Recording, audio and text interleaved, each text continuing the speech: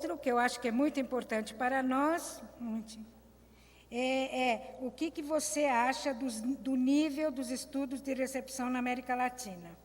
Uma outra diz que há uma agenda de país, que a pessoa achou muito interessante, se nessa agenda de país entrariam o recomparecimento das diferentes narrativas sobre a ditadura brasileira nos últimos anos, né? Fazendo assim uma observação.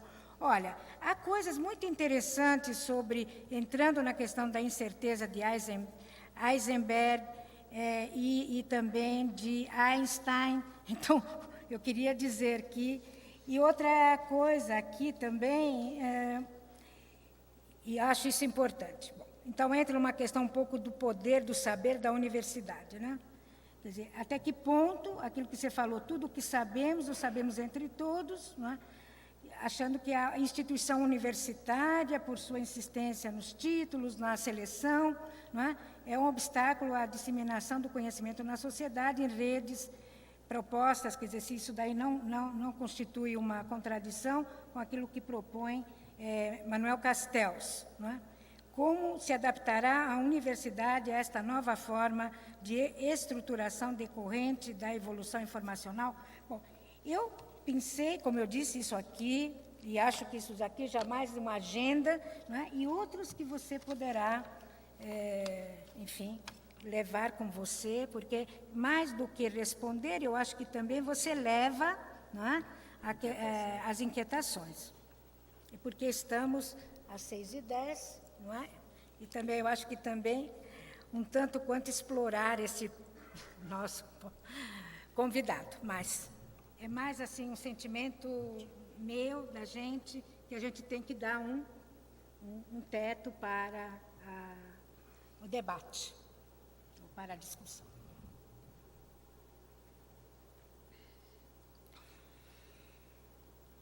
Bueno, a primeira questão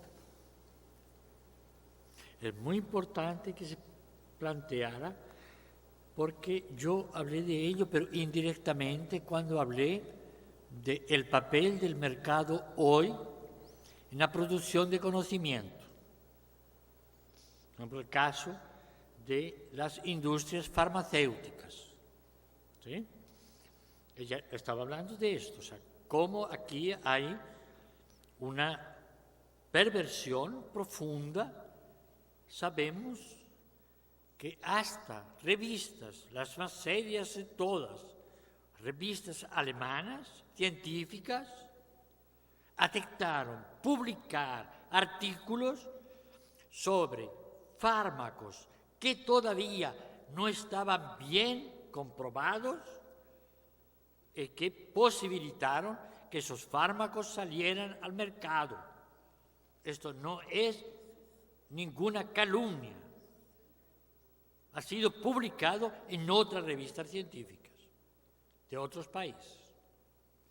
Entonces, yo estaba indirectamente hablando, pero me parece que es fundamental plantear. Hoy hay un concepto que es el nudo de la contradicción, ese concepto de convergencia.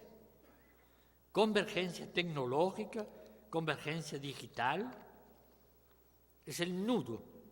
Porque convergencia tecnológica hace exactamente 10 años en Santiago de Chile hubo un gran encuentro, ya. En el 1999 hubo un encuentro sobre convergencia tecnológica. Es un encuentro propiciado clara y explícitamente por empresas de las nuevas industrias de la comunicación y de las nuevas tecnologías. Es decir, en aquel momento, convergencia tecnológica era la legitimación de la concentración económica. Si no había concentración económica, no habría desarrollo de las nuevas tecnologías. Había que aceptar como condición para el desarrollo tecnológico la convergencia económica y, por tanto, la desregulación la desregulación de los mercados. La nueva tecnología servía para legitimar la más brutal de las concentraciones. Si mi amigo Armand Matelar se escandalizaba de las concentraciones que él veía a mediados y fines de los años 70, yo me imagino que hoy debe estar a punto de infarto con las concentraciones que hay hoy. Y no solo de Murdoch, el australiano, sino de otras concentraciones. Entonces, digo, hubo una primera versión en la cual la convergencia tecnológica fue un sofisma para legitimar la desregulación de los medios y permitir que pocos, por ejemplo el caso colombiano, un país donde había televisión mixta, es decir, el Estado cada 4 años concedía unas licitaciones y esto posibilitaba por horarios, por tipos de programas, esto posibilitó que Colombia tuviera muchas pequeñas y medianas industrias de televisión, de producción de televisión. Y cuando se privatizó la televisión quedamos con 2 canales, que como pagaron mucho al Estado para poder existir, todavía le están cobrando al país y están haciendo la telenovela más barata del mundo. O sea, por todo el éxito que haya tenido Betty la Fea, que es un éxito mundial, ya hay Betty la Fea hasta en Japón, pero es el fracaso radical de lo que había sido la telenovela colombiana de los años 80, de los años 90, que era la telenovela más parecida a la telenovela brasileña, porque ambas, frente a la venezolana y la mexicana, la brasileña y la colombiana, las historias pasaban en un lugar real del país, en una región, en una ciudad, y tenían tiempo histórico, mientras que en las otras era la telenovela absolutamente primitiva, donde no había ni temporalidad histórica ni lugar geográfico, ¿sí? Hoy día, la inmensa mayoría de la telenovela colombiana se vende muy bien, pero se vende por la fama. La que se ve en Colombia es cada vez más barata en términos culturales y de lenguaje televisivo. Pero yo diría que en este momento la concentración sigue, la desregulación sigue, pero la crisis económica, yo no soy optimista, pero como dijo Walter Benjamin, necesito la esperanza. Porque si no, no sé por qué voy a seguir viviendo, ni para qué luchar. Benjamin dijo, necesito la esperanza, era un judío ateo, necesito la esperanza, pero la esperanza no se nos da sino a través de los desesperados. Y justo porque yo veo más desesperados que nunca en el mundo, es que yo debo tener esperanza. Y en este sentido yo diría que la crisis económica es la crisis de un capitalismo, que cuando se sintió solo en el planeta, porque no solo desapareció el socialismo real, desapareció el horizonte socialista. Es decir, desapareció el horizonte de otro modo de organizar la sociedad. El capitalismo se volvió loco, empezó a producir dinero con dinero, sin producir nada más, ningún objeto, ningún producto. Evidentemente esto era un globo, como han dicho, estalló, y va a seguir estallando, porque todavía queda mucho globo. En este sentido, yo tengo la esperanza de que justamente desde el ámbito del entorno comunicativo pueden surgir sorpresas. Hablo simplemente y claramente de la lucha contra esa maldita idea de propiedad intelectual que tiene todo de propiedad y nada de intelectual. Es la propiedad como entendía el siglo XIX. Y no tenemos juristas con imaginación para pensar una propiedad que a la vez tenga usos colectivos, lo que existía en América Latina en una negociación entre los conquistadores y los indígenas. Los indígenas lograron que los españoles permitieran que por los territorios que privatizaban pasaran caminos colectivos, carreteras públicas. Esto fue un pacto entre conquistadores y conquistados. En el siglo XVII hubo imaginación para poder vivir juntos la propiedad privada que llegaba de Europa y que no era completamente desconocida en América, y lo que América planteaba. Y hoy no hay juristas con imaginación, pero tenemos maravillosas sorpresas esperanzadoras. El Supremo Consejo de Justicia de Francia acaba de tumbar una ley aprobada en el Parlamento francés, que era de lo más restrictivo, de lo más anacrónico, contra el uso colectivo de Internet. Era equivalente a la Corte Constitucional, lo tumbó. Y lo tumbó con una frase maravillosa. Pueden leerlo en Google, el texto de la Corte francesa, diciendo: los ciudadanos de este tiempo tienen derechos que no había en el siglo XIX. O sea, no, los de la Revolución Francesa no nos sirven. Necesitamos otros derechos para entender a los ciudadanos de hoy. O sea, sí hay algunos juristas que tienen un poco de imaginación. Turén. Me van a perdonar, yo fui alumno de Alain Turén, junto con Renato Ortiz, no al mismo tiempo. Yo fui otro alumno de Alain Turén. Y yo respeto enormemente a Alain Turén. Aprendí montones de lo que él planteó como sociología de la acción social, sociología de la acción. Pero hace unos pocos años estuve con él en un encuentro entre intelectuales del espacio cultural europeo e intelectuales del espacio cultural latinoamericano. En la conferencia inaugural la hizo Turén y puedo condensarla en la siguiente. Una, la globalización no es real, es pura ideología. Primer tema. La globalización no es una realidad, no hay cambios, es pura ideología. Segundo, el único lugar de la política sigue siendo el Estado Nacional, la República. Tercero, amigos latinoamericanos, no hay nada que hacer con la cultura, se la tragó el mercado.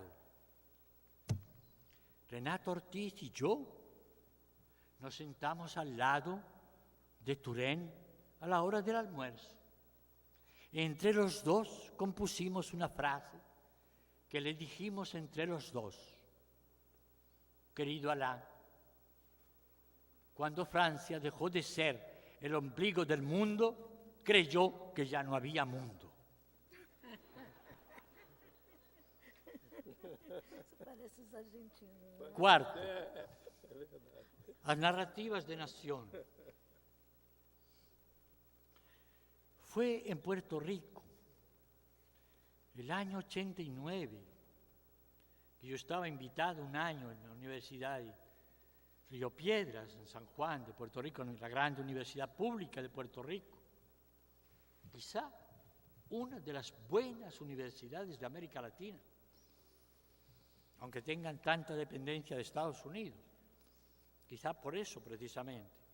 Ustedes han visto que la primera juez de la Suprema Corte norteamericana es una puertorriqueña, nacida en Nueva York.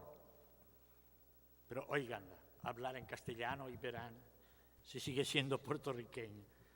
O sea, puede ser norteamericana sin dejar de ser puertorriqueña.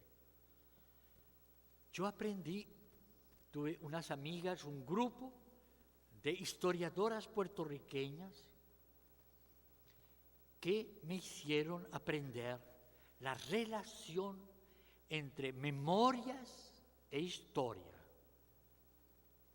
Un país tiene una historia, pero también tiene memorias distintísimas. Es decir, un país tiene derecho a escribir su historia. Colombia tiene derecho a tener una historia de Colombia. Brasil tiene derecho a historia de Brasil. Pero así como la historia, entre comillas, oficial es una, las memorias históricas de las poblaciones, de las culturas, de las etnias, de las razas, son heterogéneas, son distintas.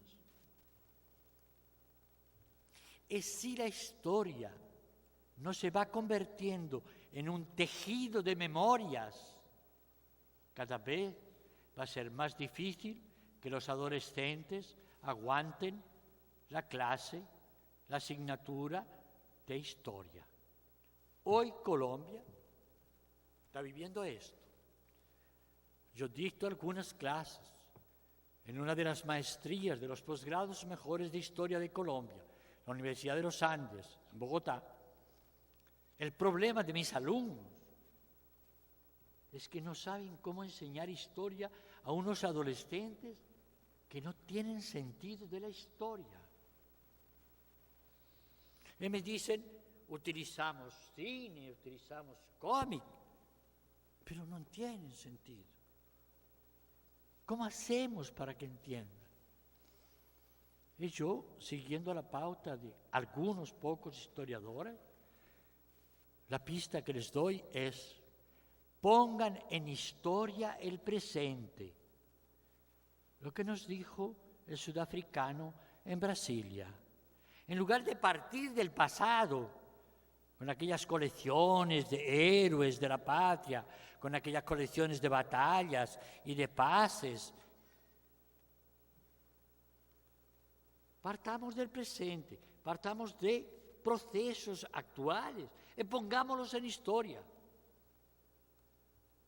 Y esto es lo que yo aprendí, además, en un encuentro que hizo el que era hasta hace poco, ya salió, ministro de Cultura de Argentina, José Nun, uno de los grandes sociólogos que yo conocí en el exilio en México y que fue durante el primer mandato de Kirchner, ministro de Cultura. Él hizo un encuentro de historiadores latinoamericanos para pensar el sentido de la celebración del bicentenario, del segundo centenario de la independencia.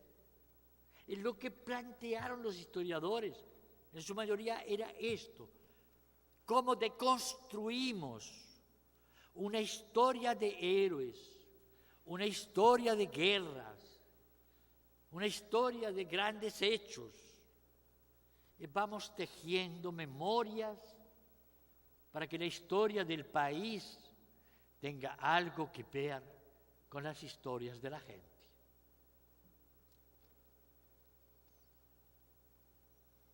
Finalmente, me van a perdonar, pero yo creo que no solo yo estoy un poco cansado, ustedes también.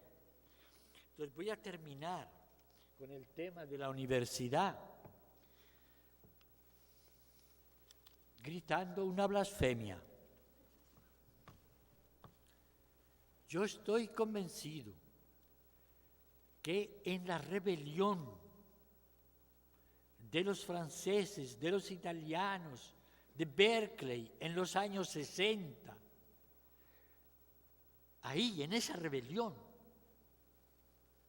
la rebelión era contra los modos de transmisión del conocimiento en un sistema educativo que ya era caduco. En los años 60 ya era caduco.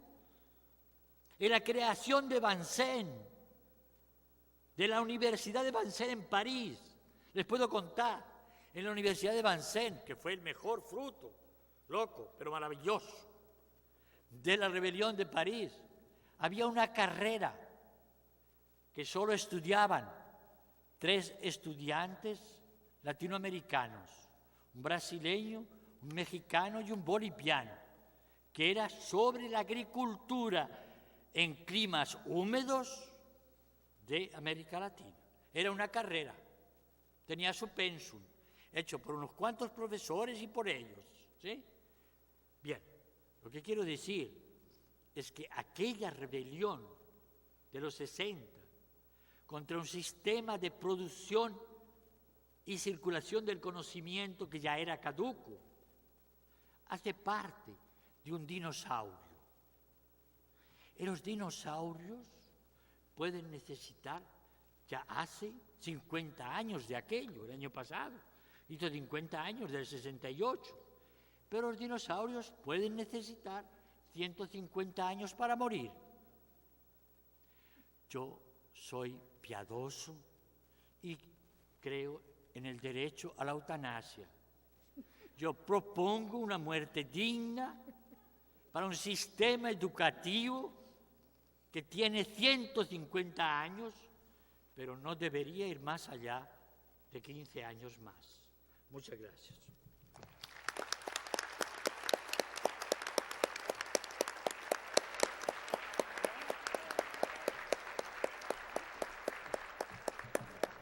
Muitíssimo obrigada, professor. Muitíssimo obrigada, professora Imaculata e demais componentes da mesa. Eu convido-os a se retirarem agora. Eu gostaria de agradecer ao intrépido, maravilhoso público que resistiu até agora com a gente, muitíssimo pela presença, em nome do Fórum Permanente de Programas de Pós-Graduação em Comunicação do Brasil.